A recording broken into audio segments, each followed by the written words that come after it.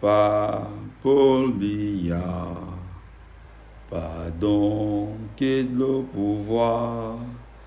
Nous sommes fatigués du même système. Maurice Kamto, sauve-nous, papa, oh, papa Paul Biya, pardon et le pouvoir. Nous sommes fatigués du même système. Maurice Kamto, sauve-nous, papa, oh papa, Paul Biya, pardon, quitte le pouvoir. Nous sommes fatigués du même système. Maurice Kamto, sauve-nous. Papa Paul Biya, pardon, quitte le pouvoir. Nous sommes fatigués du même système. Maurice Kamto, sauve-nous. Les amis, je reprends cette chanson parce qu'elle est devenue quand même tristement célèbre aujourd'hui et connue de bon nombre de Camerounais qui, en fait, la scandent lorsqu'ils se retrouvent dans des manifestations qui interpellent et qui touchent directement le professeur Maurice Kamto, le père de notre liberté actuelle, notre guide, notre général, notre chef d'escadron, notre chef d'armée, qui nous dit « va et je vais », pour reprendre les propos des Camerounais. Quand même on dit « va et je vais », pas que « va et je vais ». Hein? Voilà. Il se trouve que depuis pratiquement 3 jours, je vois pas mal de Camerounais qui tiennent un discours assez compliqué à l'endroit du Cameroun.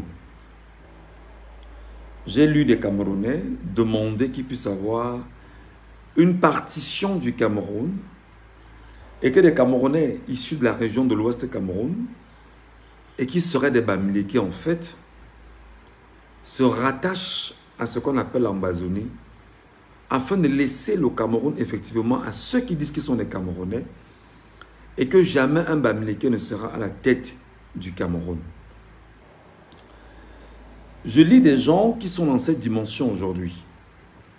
J'ai lu pas mal de personnes, j'ai écouté pas mal de vidéogrammes, j'ai entendu pas mal de Camerounais s'indigner et appeler de tous leurs vœux qu'on puisse arriver à cette dimension.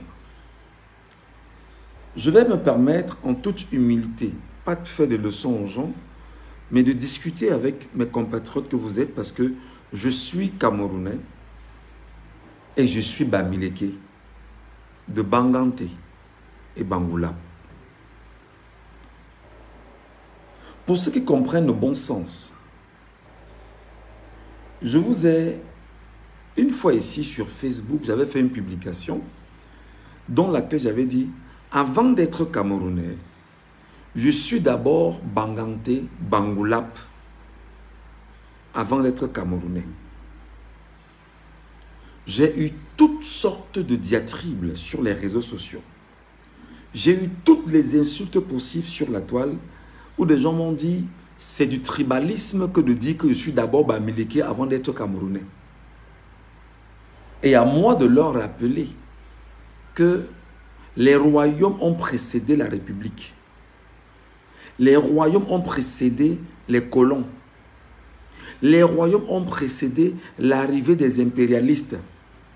Avant que les impérialistes n'arrivent coloniser nos territoires, nous étions authentiquement ce que nous sommes dans nos ancestralités, dans nos organisations, on va dire traditionnelles, villageoises, entre guillemets, mais surtout nous étions ce que nous étions. Maintenant, les colons arrivés, nous imposant leur logique occidentale, mais surtout nous amenant vers le droit international qui nous impose la République, alors nous sommes donc des Camerounais dans la République. Mais seulement, le narratif des colons, c'est de dire que la République avant et l'ethnie après. Tout le monde l'a accepté.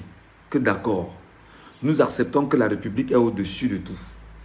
Nous acceptons que la République est au-dessus et les ethnies et les tribus sont en dessous. Nous acceptons, nous validons. Dans cette dimension, parce que là on va faire une réflexion tout à fait très élevée, dans cette dimension, dans cette portée sociologique aujourd'hui imposée par le bon sens républicain, c'est que les Camerounais, chaque entité doit accepter justement de se fondre dans d'autres entités traditionnelles, tribales, ethniques, pour pouvoir constituer un seul bloc, le bloc républicain, le bloc du Cameroun, le bloc porté par les Camerounais. Seulement, ce que les gens n'ont pas compris, c'est que pour arriver à ce niveau, on n'a pas résolu les blessures du passé. On n'a pas résolu les frustrations du passé. On n'a pas résolu fondamentalement nos griefs portés sur ce qu'on appelait exactement nos authenticités. Je vous donnerai 2 ou 3 exemples. Le premier exemple est un exemple assez patent. Je le prendrai au cœur, bien évidemment, des Sawa aujourd'hui. Le peuple Sawa, peut-être ceux d'aujourd'hui ne comprennent pas grand-chose, mais l'histoire des Sawa rappelle effectivement que on avait déporté les Sawa du bord de la rivière Sawa pour les ramener à Nobel, à Newbel, les quartiers Nobel, les villages Newbel, pour les y localiser. Qui l'avait fait? C'était les Allemands. Les Sawa, à travers Rudolf Mangabel, se sont donc indignés. Et la riposte qui avait été servie aux Sawa, c'était de pendre Rudolf Douala Mangabel. Ça, c'était les colons allemands qui l'ont fait, avec ce qu'on a appelé le cross Douala ou le grand cross, quelque chose comme ça. Et ce qui a fait en sorte que les Douala, on les a chassés du bord de la rivière Douala, on les a renvoyés exactement au niveau de Nobel et d'autres quartiers environnants. Parce que, en fait, les colons allemands s'étaient rendus compte que le bord de la rivière était riche. Et ils avaient besoin, en fait, d'y ériger leurs quartiers allemands pour être en face de l'eau et profiter autant qu'ils peuvent justement de l'eau. Et lorsqu'il y a des débarcations qui devaient être faites, que ça tombe d'abord sur eux avant d'arriver dans l'arrière-pays. Il y a un médecin allemand, je ne sais pas son nom, c'était Ziegmann, ou c'était Ziegler, ou c'était Zieg quelque chose comme ça, qui a eu une supercherie. Dans la supercherie allemande, c'était de dire exactement que les populations, il fallait qu'on les y délocalise pour les ramener ailleurs, pour les soigner et les empêcher d'être malades du paludisme. On les a donc délocalisés, tous, des bords du Vouri, on les a ramenés dans les quartiers ou dans les villages lointains. Dans ces villages lointains, ils y arrivent et ils se rendent compte qu'effectivement, des gens l'avaient déjà occupé. Il y a donc des problèmes et des soucis en matière d'occupation d'espace. Ça crée des conflits interethniques. Mais pendant ce temps, au niveau du Vouri, les Allemands sont bien installés et ont érigé leur palais, etc. D'ailleurs, quand vous arrivez à Douala, Bonanjola et tout ça, tout y est encore là. Regardez au niveau du tribunal de Bonanjo et tout ça. Ils voulaient être en phase avec le port de Douala. Il se trouve donc que les comptoirs allemands étaient installés au bord, bien sûr, du Vouri. Et il fallait effectivement que lorsque la marchandise vient, que ça s'arrête d'abord au niveau de ces comptoirs allemands avant de rentrer dans l'arrière-pays. Donc, une sorte de contrôle du marché camerounais par les Allemands. Et il y a donc eu une blessure qui avait été faite au peuple Sawa, qui a été révélée en son temps par Douala Mangabel et qui a demandé qu'ils doivent retrouver les terres de leurs ancêtres parce qu'ils sont partis de là sans emporter les restes de leurs. Et tout ce qui était ancestral, des endroits où ils faisaient leur culture, des endroits où ils faisaient leurs rituels, etc. Ils n'ont pas pu les rapporter. C'était une blessure ancestrale, une blessure historique, une blessure qu'ils n'ont pas pu, jusqu'au moment où je vous parle, ils ne l'ont pas réparée. C'est très important. Je ne sais pas si le commentaire de Cœur Ledoux, c'est un commentaire pour se moquer des peuples. Parce que si c'est la moquerie, mon ami, je vais te offrir très rapidement. Tu demandes, tu es déjà historien, tu es à quel niveau avec les marches? Ok.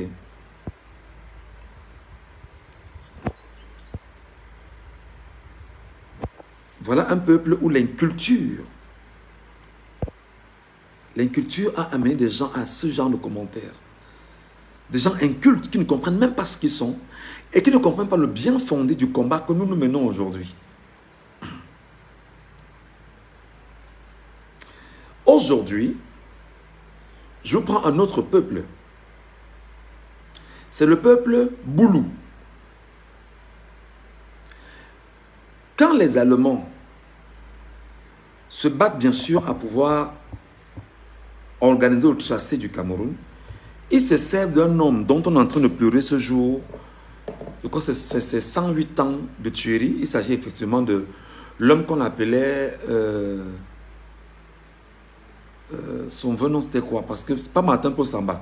Martin Possamba était un nom qu'on lui avait donné en Allemagne quand il allait étudier en Allemagne. Son vrai nom était, je crois que c'était un... Wow. Si quelqu'un a le vrai nom de Martin Possamba là, qui me rappelle ça ici. Martin Possamba s'est rendu compte plus tard de la supercherie allemande et surtout du fait que les Allemands étaient dans la logique fondamentale de diviser pour mieux régner. Martin Possamba, 111 ans, merci beaucoup. Ça fait 111 ans qu'il est mort, oui, qu'on l'a assassiné. Et ça fait également 111 ans qu'on a assassiné, 108 ans, qu'on a assassiné Rudolf Douala Mangabel aux côtés de son frère et cousin, qui était son secrétaire, Ngosunding, je pense bien. Il y a donc eu des blessures avec le peuple du Sud par l'assassinat et la tuerie et la fusillade orchestrée sur Martin Possamba. Il y a également eu des fissures qui sont imposées à nos frères et sœurs du Sud au Cameroun, imposées par les Allemands. Ah, merci beaucoup. Le même jour, Douala Mangabel. Ok, merci beaucoup. Ça fait 111 ans qu'ils sont morts. Voilà, son nom c'était Mebenga. Oh là là. Vous êtes un peuple charmant. Merci beaucoup, chers Camerounais. Merci beaucoup, fils de ma terre. Merci beaucoup. C'est très important. Lorsqu'ils ont effectivement fait ce qu'ils ont fait à notre père, Mebenga, vous comprenez en fait que c'était des pionniers de la lutte que nous menons aujourd'hui. Mebenga Mobono, de son vrai nom. Martin Possamba n'était pas son vrai nom, c'est un nom qui lui avait été donné par les Allemands lorsqu'il est allé faire les études là-bas. Mais son vrai nom c'est Mebenga Mobono. Mebenga Mobono. Merci beaucoup mes chers amis, merci beaucoup. Lorsqu'il s'est levé contre les Allemands, la chose qui a poussé Mebenga Mobono de s'insurger contre les Allemands et d'organiser des rébellions contre les Allemands dans le sud du Cameroun, c'est parce que les Allemands avaient arraché des enfants entre les mains des mamans qu'ils ont jetés dans de l'eau. Il était outré, il s'est dit, mais dis donc, qu'est-ce qui se passe? Comme il envoyait donc des messages à Douala Mangabel, il envoie des messages à... Qu'est-ce qui se passe maintenant dans ma tête aujourd'hui? À Madoula. Alors, il a été trahi par ses propres frères. Je parle ici de Mebenga Mobono, dit Martin Possamba. Il a été trahi par ses propres frères. Ils ont pris ce qui s'est passé. Ils ont pris les lettres qu'il envoyait à Madoula et à Martin Paul et à Douala Mangabel. Ils sont allés donner cela aux Allemands. Je vous parle de la trahison qui est dans le sang des Africains et des Camerounais. Lorsqu'ils l'ont fait, les Allemands se sont rendus compte qu'il y avait un coup d'État organisé contre les Allemands. Ils ont choisi de mettre Martin Paul Samba au bûcher et d'en finir avec lui de la façon la plus sauvage qui soit. L'homme a été fusillé. Ça fait 111 ans aujourd'hui. C'est-à-dire ça fait 1 siècle et 11 années en ce jour précisément. Les blessures du peuple Boulou restent encore béantes parce que les Boulous ne se sont pas encore vengés véritablement de ce qui s'est passé avec Mbenga, Mbono, dit Martin Paul Samba. Un autre peuple, c'est le peuple Bamileke. Les Bamileke, venez et asseyez, vous prenez les sièges et vous m'écoutez. Lorsque les Allemands arrivent au Cameroun, les Allemands réalisent que le peuple Bamileke connaît déjà fabriquer les armes à feu. Lorsque les Allemands arrivent au Cameroun, les Allemands réalisent que les Bamileke savent déjà fabriquer les armes à feu. À en croire l'existence des armes dans les chefferies Bamileke aujourd'hui, qui est une tradition qui date de très longtemps. La poudre à canon, ils savaient déjà la fabriquer. Et s'il y avait une usine de fabrication de poudre à canon, dans le giron Bamileke, c'était effectivement dans le Noun. Lorsque Douala Mangabel s'arrange effectivement à faire ce qu'il a à faire, les Douala venaient acheter la poudre à canon à Fumban pour ramener à Douala. Les Allemands se rendent compte que ce peuple a quelque chose en plus que d'autres n'ont pas. Un, ils ont déjà les armes à feu, c'est-à-dire qu'ils savent qu'avec une arme, on peut tirer et abattre une proie ou abattre un ennemi. Les Bamileke, venez, asseyez-vous, asseyez-vous. Vous devriez comprendre ce dans quoi nous vivons aujourd'hui. Deux, les Allemands, les anthropologues allemands ont compris une chose que les Bamileke avaient. C'est que les Bamileke avaient ce qu'on appelait les cases des ancêtres, les têtes de leurs ancêtres, qui datent d'une vieille tradition. Au fur et à mesure que les Bamileke descendaient justement de l'Égypte, ils emportaient avec eux les restes de leurs ancêtres pour ne pas les laisser derrière eux. Et entre-temps, les Bamileke ont compris fondamentalement qu'il y avait une culture des crânes. Et dans cette logique, les Bamileke pouvaient remonter l'arbre généalogique au moins sur 9 générations. Parmi moi-même, Michel Ngachou, qui vous parle, je suis capable de vous donner le nom de mes parents, le nom de mes grands-parents, le nom de mes arrière-grands-parents, au moins c'est sur 5 générations où je suis ici. Et je suis capable de vous amener exactement sur les lieux où il y a eu... Attendez un peu. Une minute, hein, je vous retrouve.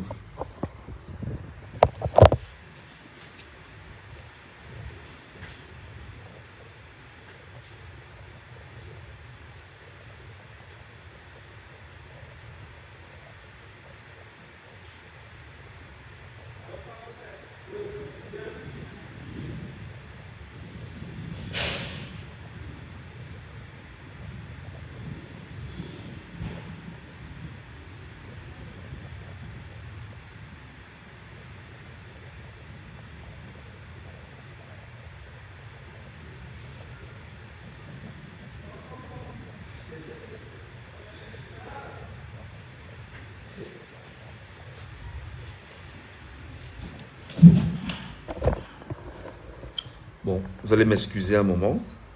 les Bamileke, je vous retrouve tout à l'heure pour la deuxième partie.